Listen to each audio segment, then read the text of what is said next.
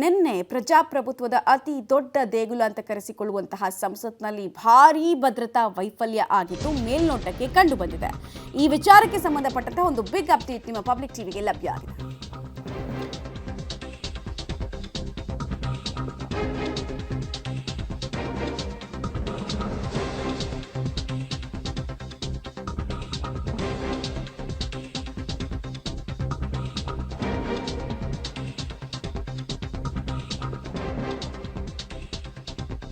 ಲೋಕಸಭೆ ಕಲಾಪದ ವೇಳೆ ಭಾರಿ ಭದ್ರತಾ ಲೋಪ ಆಗಿತ್ತು. ಇದು ಇಡೀ ದೇಶವನ್ನು ಆತಂಕಕ್ಕೆ ತಳ್ಳಿತ್ತು. ಯಾವ ಪ್ರದೇಶವನ್ನು ಅತ್ಯಂತ ಹೆಚ್ಚು ಭದ್ರತೆ ಇರುವ ಜಾಗ ಅಂತ ಎಲ್ಲರೂ ನಂಬಿದ್ರು, ಅದಲ್ಲ ಅನ್ನೋದು ನಿನ್ನೆ ಭ್ರಮನಿರಸನ ಆದಂಗೆ ಕಾಣಿಸ್ತಾ ಇತ್ತು. ನಿನ್ನೆಯ ಸ್ಮೋಕ್ ದಾಳಿ ನಡೆಸುವಂತಹ ಹಿಂದಿನ ಉದ್ದೇಶ ಏನಾಗಿತ್ತು? ಇಲ್ಲಿ ಎಲ್ಲರಲ್ಲೂ ಭಯ ಉತ್ಪಾದನೆ ಮಾಡೋದು ಇವರ ಇಂಟೆನ್ಷನ್ ಆಗಿತ್ತಾ, ಅಥವಾ ಕೇವಲ ಪ್ರತಿಭಟನೆಯನ್ನು ಈ ರೀತಿ ದಾಖಲಿಸೋದು ಇಂಟೆನ್ಷನ್ ಆಗಿತ್ತಾ?